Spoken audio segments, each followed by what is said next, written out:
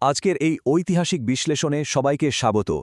আজ আমরা এমন এক মহাকাব্যিক যাত্রায় বের হচ্ছি যা প্রায় ৩০০ বছর ধরে বিস্তৃত।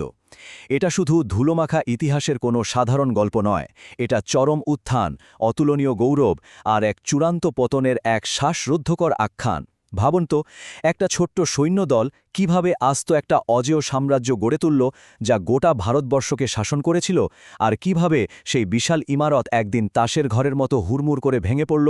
আজ আমরা সেই রোমাঞ্চকর চিত্রটাই উন্মোচন করতে যাচ্ছি। তো চলুন ধাপে ধাপে পুরো ব্যাপারটা একটু তলিয়ে দেখা যাক। আজ আমরা মুঘলদের সেই অসম্ভব বিজয় থেকে শুরু করে সাম্রাজ্য গঠন, ক্ষমতার চূড়ান্ত শিখর, পতনের শুরু, শেষ পরিণতি এবং তাঁদের রেখে যাওয়া উত্তরাধিকার, এই ৬টি বিষয় একেবারে গভীরে গিয়ে কথা বলবো। প্রথমেই আসছে পর্ব ১, সেই অসম্ভব বিজয়ের গল্প। সালটা ১৫২৬, পানিপথের প্রান্তর।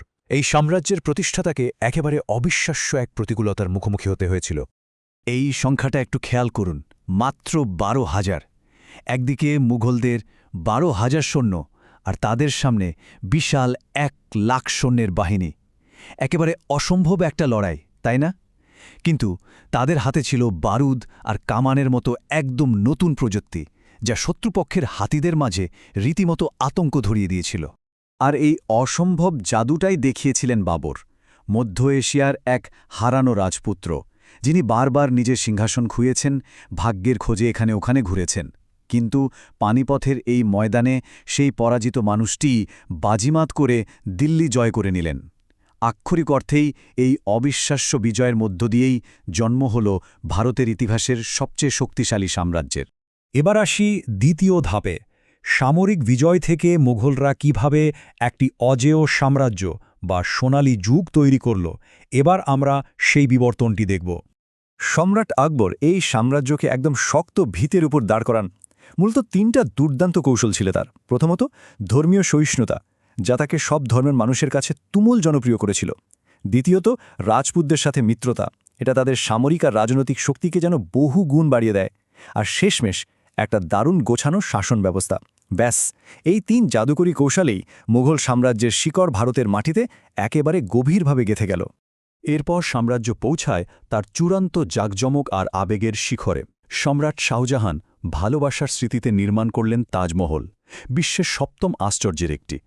এটা কিন্তু স্রেফ একটা ইমারত নয়, এটা ছিল মুঘল সাম্রাজ্যের বিপুল ঐশ্বর্য আর শিল্পবোধের এক চরম নিদর্শন, যা ওই সোনালী যুগকে চিরস্মরণীয় করে রেখেছে। তৃতীয় ধাপ, সন্ধিক্ষণ, সাম্রাজ্যের বিস্তার আর অতিবিস্তারের ফলে তৈরি হওয়া জটিলতা। ইতিহাসে একটা কথা আছে না, কোনো সোনালী যুগই কিন্তু চিরস্থায়ী হয় না। মুঘলদের ক্ষেত্রেও ঠিক তাই হল। সম্রাট আওরঙ্গজেবের শাসনামলে আমরা এক অদ্ভুত বৈপরীত্য দেখতে পাই। একদিকে মুঘল সাম্রাজ্য তখন আকারের দিক থেকে সবচেয়ে বড়, একেবারে বিশাল এক ভূখণ্ডে পরিণত হয়েছে। কিন্তু অন্যদিকে তার কিছু কড়া নিয়মনীতির কারণে সাধারণ মানুষের মনে তৈরি হল গভীর ক্ষোভ আর অসন্তোষ। এত বড় একটা সাম্রাজ্যের ভেতরেই শুরু হল আদর্শগত বড়সড় ফাটল। আর জনমনের এই তীব্র ক্ষোভটাই একসময় একেবারে প্রকাশ্য বিদ্রোহে রূপ নিল। আর এগুলো মোটেও কোনো ছোটখাটো ঝামেলা ছিল না। মারাঠা, শিখ এবং একসময়ের মিত্র রাজপুতেরা, এই ৩ পরাক্রমশালী গোষ্ঠী একসাথে রুখে দাঁড়াল। মানে তখন মুঘলদের বাইরের শত্রুর চেয়ে নিজেদের ভেতরের শত্রুদের সাথেই বেশি লড়তে হচ্ছিল। আমাদের ৪ নম্বর ধাপ, ক্ষমতার পতন। একসময়ের অজেয় মুঘল রাষ্ট্রযন্ত্র কিভাবে এত দ্রুত ভেঙে পড়তে শুরু করল, চলুন সেটা দেখা যাক। এখানকার সবচেয়ে আসল বিষয়টা হল অর্থনীতি আর সামরিক শক্তির চরম পতন। এই যে এত এত যুদ্ধ আর বিদ্রোহ, এগুলো সামলাতে গিয়ে রাজকোষ একেবারে খালি হয়ে গেল। বিশাল সেনাবাহিনী হয়ে পড়ল ক্লান্ত, বিপর্যস্ত। টাকা আর সৈন্য ছাড়া এত বড় সাম্রাজ্য টিকিয়ে রাখা তো আক্ষরিক অর্থে অসম্ভব, তাই না? ঠিক এই কারণেই সাম্রাজ্যের ভাঙন হু হু করে ত্বরান্বিত হয়। একটু সালগুলোর দিকে নজর দিলেই এই পতন কতটা ভয়াবহ ছিল তা পরিষ্কার হয়ে যাবে। ১৫২৬ সালে পানিপথের সেই অসম্ভব বিজয়ের মাধ্যমে যে গল্পের শুরু, ১৭৩৯ সালে এসে তা এমন এক করুণ অবস্থায় দাঁড়ায় যে বাইরের আক্রমণকারীরা এসে অবলীলায় রাজধানী লুটপাট করতে পারে। আর ১৮৫৭ সালের চূড়ান্ত বিদ্রোহের মাধ্যমে তো পুরো গল্পটারই ইতি টানা হয়। ১৭৩৯ সালের ওই ঘটনাটা ছিল রীতিমতো এক বিশাল ধাক্কা। নাদির শাহ এসে পুরো দিল্লি লুট করলেন। আর সবচেয়ে বড় কথা, মোঘলদের ধনসম্পদ আর অহংকারের চূড়ান্ত প্রতীক, সেই বিখ্যাত ময়ূর সিংহাসনটাও তিনি ছিনিয়ে নিয়ে গেলেন। এটা কিন্তু শুধু সম্পদ চুরি ছিল না, এটা ছিল মোগলদের ক্ষমতার ওপর এক ভয়ানক চপেটাঘাত। এরপরে যারা সিংহাসনে বসলেন তারা ছিলেন নামেই সম্রাট। কেন্দ্রীয় শাসন বলতে আর কিছুই অবশিষ্ট রইল না।